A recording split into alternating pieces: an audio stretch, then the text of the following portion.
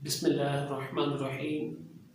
دوستو، آج کی اس ویڈیو میں ہم ڈائبٹیز ملیٹس کی ٹائپس کے بارے میں بات کریں گے کہ ڈائبٹیز ملیٹس کی کتنی قسمیں ہوتی ہیں، ان کی وجوہات کیا کیا ہوتی ہیں اور ہم ان ٹائپس کو کس طرح مینیج کنٹرول کر سکتے ہیں۔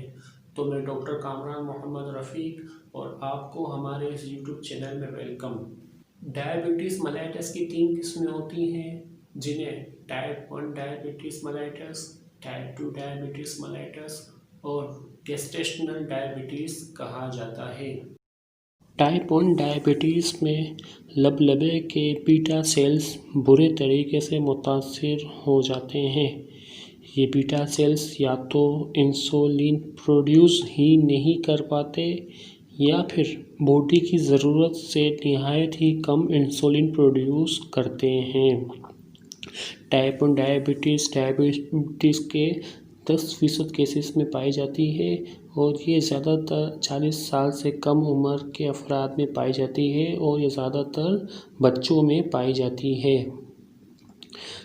ڈائبٹیز ٹائپ 1 ملیٹس میں ہم جو خوراک کاربوہائیڈریٹس پر مشتمل کھاتے ہیں وہ گلوکوز میں کنورٹ ہونے کے بعد ہمارے بلڈ میں ٹرانسفر ہو جاتی ہے اور یہ گلوکوز انسولین کی عدم دستیابی کی وجہ سے بلڈ میں ہی رہتے ہیں، سیلز تک نہیں پہنچ پاتے۔ ٹائپ 1 ڈائبٹیز میں پینکریاس لبلبا چونکہ انسولین پروڈیوس نہیں کرتا، لہٰذا اسے انسولین ڈیپینڈنٹ ڈائبٹیز بھی کہتے ہیں اور یہ زیادہ تر بچوں اور نوجوانوں میں ہوتی ہے، لہٰذا اسے چائلڈہڈ اونسٹ ڈائبٹیز ملیٹس بھی کہا جاتا ہے۔ ٹائپ 1 ڈائبٹیز کے ہونے کی ایگزیکٹ وجہ معلوم نہیں ہو سکی، تاہم کچھ وضاحتی نظریات کی بنیاد پر ٹائپ 1 ڈائبٹیز کی 2 مین کوزز بیان کی جاتی ہیں جن میں جینیٹکس اور کچھ کیمیکل ادویات کے کنٹرا انڈیکیشنز کاؤنٹ کیے جاتے ہیں۔ اگر جینیٹکس کی بات کی جائے تو بچوں میں ٹائپ 1 وراثتی طور پر منتقل ہونے کا خطرہ زیادہ ہوتا ہے۔ اگر والدین میں سے اگر ایک کو شوگر ہے تو بچوں میں 30%، اگر والدین میں سے دونوں کو شوگر ہو تو بچوں میں ٹائپ 1 ہونے کا خطرہ 65% تک ہو سکتا ہے۔ کچھ کیمیکلز اور منشیات لبلبے کے بیٹا سیلز کے فنکشن کو ڈسٹرائے کر دیتے ہیں اور ٹائپ 1 کریٹ کرنے کا باعث بنتے ہیں، جیسے پائرینورون ایک چوہا مار میڈیسن ہے۔ تجربات سے پتہ چلا کہ یہ لبلبے کے بیٹا سیلز کو کمپلیٹلی طور پر ڈسٹرائے کر دیتی ہے اور ٹائپ 1 کا باعث بنتی ہے۔ اسی طرح اسٹریپٹوزوٹوسن ایک اینٹی نیوپلاسٹک ڈرگ ہے، یہ بھی لبلبے کے بیٹا سیلز کو بری طرح متاثر کرتی ہے اور ٹائپ 1 کا باعث بنتی ہے۔ اسی طرح لبلبے کی دیگر تکالیف جیسے چوٹ، ورم اور لبلبے کا کینسر بھی انسولین کی پروڈکشن میں کمی یا خاتمہ لا سکتے ہیں۔ ٹائپ 1 ڈائبٹیز کے مینجمنٹ اور علاج کی بات کی جائے تو تقریباً شوگر کے تمام کیسز میں سے ٹائپ 1 10% افراد میں پائی جاتی ہے۔ ہر سال ٹائپ 1 میں مبتلا ہونے والوں کی صحیح تعداد معلوم نہیں ہو سکی، البتہ ایک رپورٹ کے مطابق ہر سال تقریباً 80,000 بچے ٹائپ 1 ڈائبٹیز کے عارضے میں مبتلا ہو جاتے ہیں۔ چونکہ ٹائپ 1 ڈائبٹیز میں انسولین پروڈیوس نہیں ہوتا، لہٰذا زندگی کی بقا کے لیے انسولین انجیکشن ضروری ہو جاتے ہیں، جو کہ ہر فرد کی شوگر لیول کے حساب سے مختلف ہوتے ہیں۔ صرف انسولین انجیکشن لینے سے ڈائبٹیز ٹائپ 1 کو اچھے طریقے سے مینیج اور کنٹرول نہیں کیا جا سکتا۔ انسولین انجیکشن کے علاوہ پراپر ڈائٹ، ایسی خوراک جس میں کاربوہائیڈریٹ کی مقدار کم سے کم ہو، گلوکوز کی مقدار کم ہو، پیشنٹ کو پرسکرائب ایڈوائز کی جاتی ہے۔ مناسب خوراک کے علاوہ پراپر ایکسرسائز، باقاعدہ ورزش اور پیدل چلنے بھی پیدل چلنا بھی مریض کے لیے ٹائپ 1 ڈائبٹیز کو کنٹرول رکھنے کے لیے اچھے طریقے سے مینیج رکھنے کے لیے مناسب اور ضروری ہوتا ہے۔ عام حالات میں خون میں گلوکوز کے لیول کو کنٹرول رکھنے کے لیے لبلبہ ایک ہارمون انسولین سیکریٹس کرتا ہے۔ انسولین ہارمون بلڈ میں شامل گلوکوز کو سیل تک پہنچانے کا بہترین ذریعہ ہے۔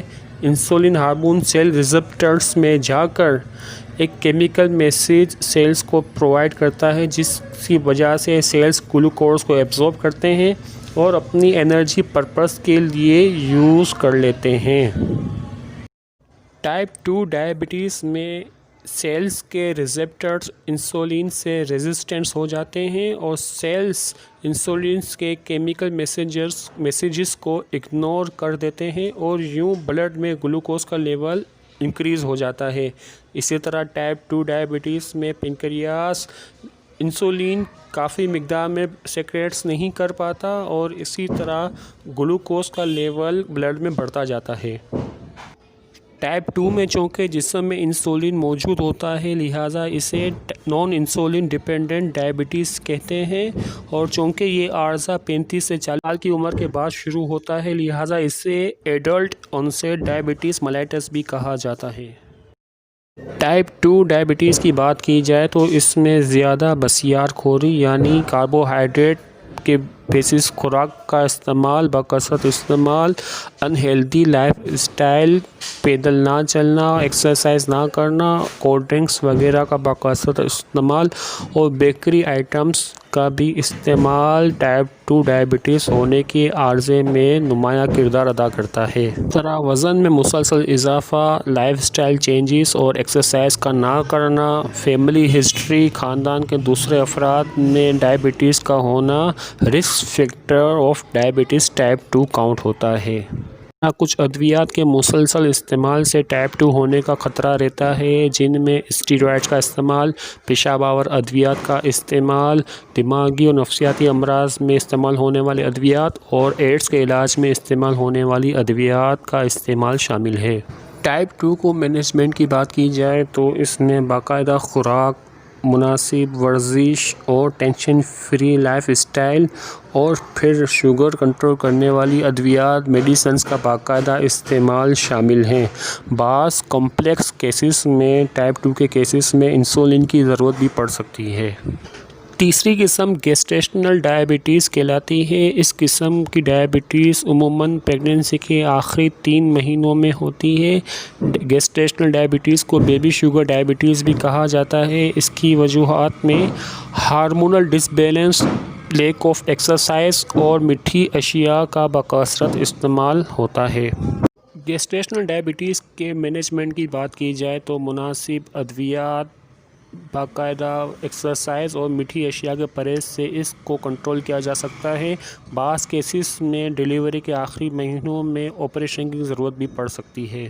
ڈائبٹیز میلیٹس کی ٹائپس کے متعلق، ان کی کوزز اور پریونشن اور مینجمنٹ کے بارے میں ویڈیو، اگر آپ کو یہ ویڈیو اچھی لگی ہو تو اسے اپنے سوشل میڈیا پر ضرور شیئر کریں اور ہمارے چینل کو لائک کریں، سبسکرائب کریں اور ساتھ دیے ہوئے بیل آئیکن کو بھی پریس کر دیں تاکہ آنے والی ہر نئی ویڈیو کی نوٹیفیکیشن آپ تک پہنچتی رہے۔